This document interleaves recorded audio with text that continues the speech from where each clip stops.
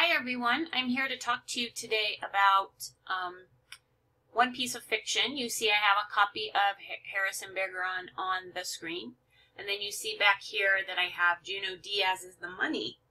And you'll remember that I said in class that I wanted to talk to you about some qualities. And what I mean by qualities is both stories have parts of the writing that stand out as really, really strong, as really, really good writing.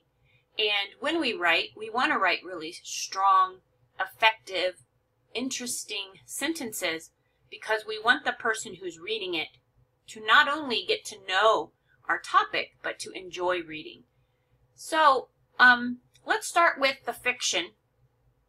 I know only Sue is writing a fiction piece, but this will help us a little bit as we get ready to talk about the last readings that we will discuss in class in our last 2 weeks of class.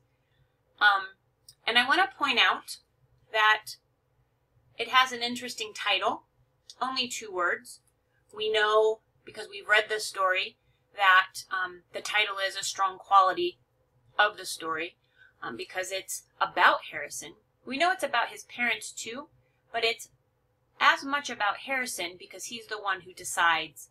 He's the one who says, I don't want to be like these other people who have handicaps. Remember, the United States Handicapper General is the person who makes everyone have something not right with them. They can't think, they can't hear, maybe their bodies are heavy.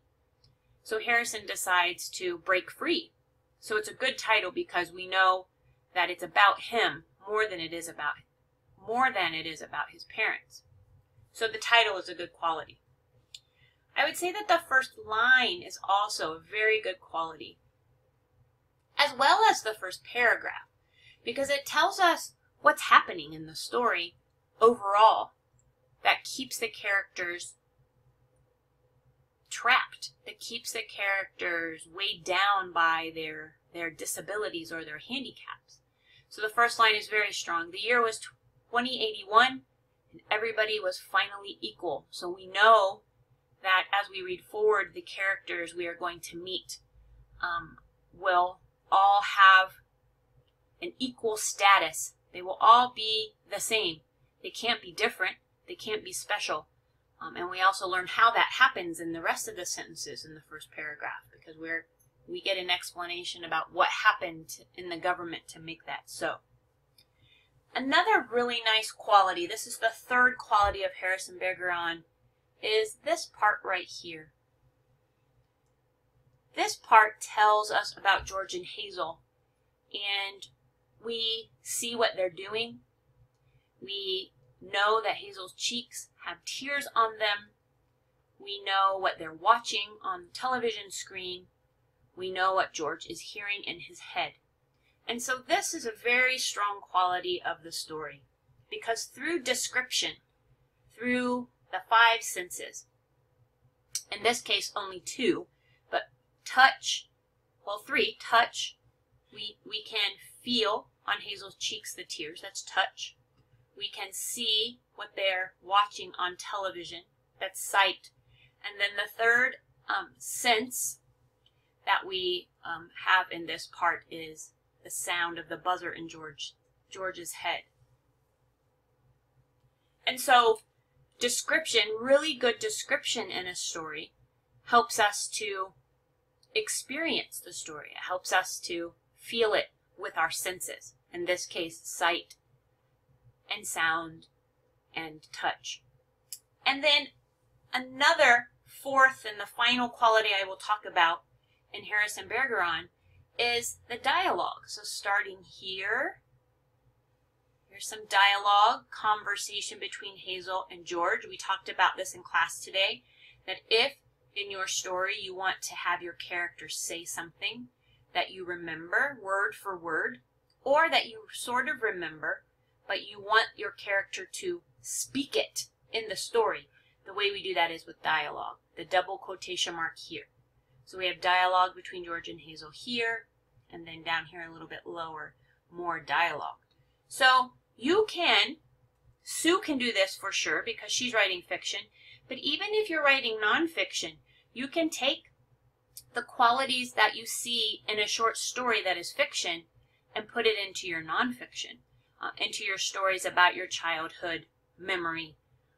You can add a really, really strong first line, which we practiced in class. You can help us to see and hear and feel and taste what's happening in the story so we can experience it.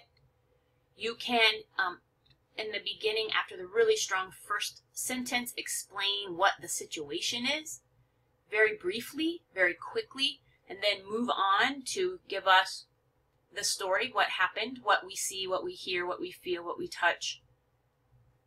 And then the dialogue is another really great, dialogue is a really great quality to add to any story.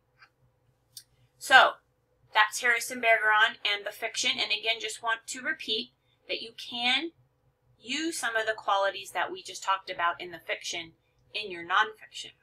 Let's switch over to the money. I have a copy of it in front of us. And there are,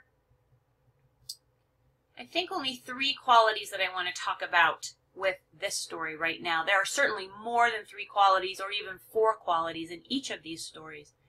But for Junot Díaz's The Money, I see 3 that I want to talk to you about.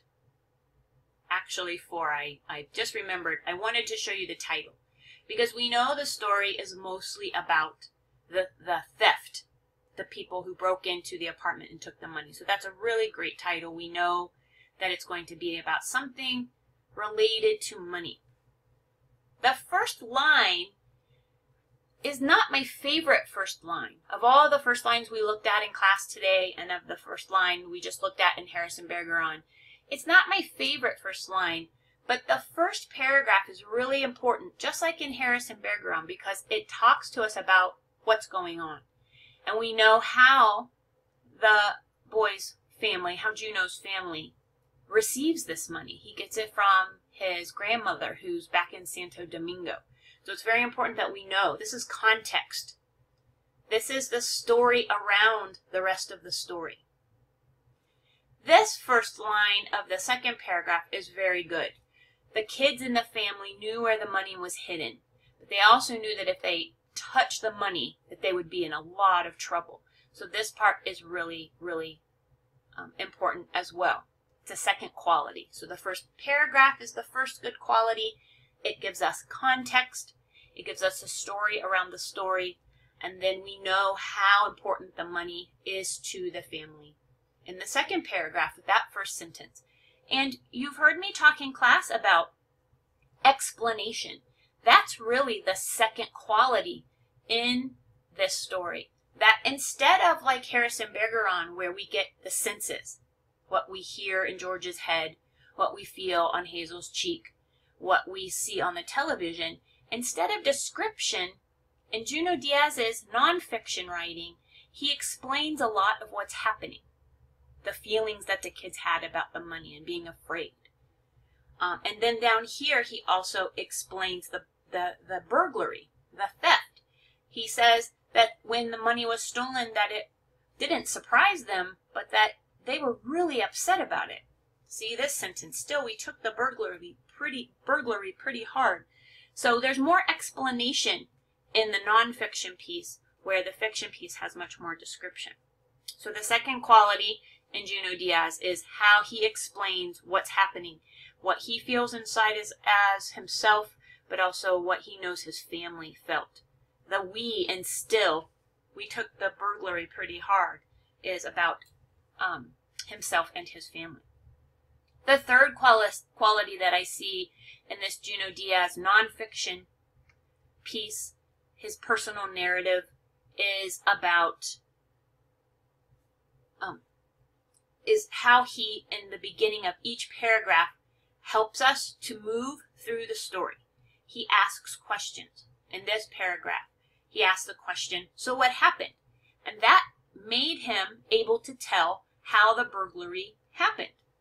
Later on, when he says, still, we took the burglary pretty hard, that sentence helps the reader to understand how what happened in the next part of the story after the burglary, and what he wants to focus on there about the family not doing very well with their feelings and their emotions after that burglary took place. The next sentence, no one took the robbery as hard as my mom, though. Again, he's telling us lines that moves us from the first part of the story to the second part of the story to the third part of the story. He can keep going on and on. So just like we talked about in class today with how important it is to have a really strong first line, you notice how strong these first sentences are in each paragraph. Even this one about the surprise here, this one here about the burglary making them very upset, how it made his mother upset, and then another question. And this is where my story should end, right? His tale, his story should end, right? So these sentences at the beginning of the paragraph move the readers from the first part of the story to the next part, to the next part, to the next part. So that's a really strong quality that I see in this nonfiction piece. So I've gone over some qualities, and I want you to think about which qualities in the writing we have been reading for class from these published writers, which qualities you think you want to try in your own story. I don't think that you can do all 7 of them. I think you have to pick the ones that you think you can do and that you think will make your story the best. And I give you many examples so that you have choices about what will work in your story. So we will talk more about these qualities of writing on Thursday. I cannot wait to see what your stories are like when you finished writing them, and maybe revise. Remember the word I wrote on the board, revise, R-E-V-I-S-E, when you make some of your sentences even better on the ones we wrote in class. So I can't wait to see your stories, and I will see you on Thursday.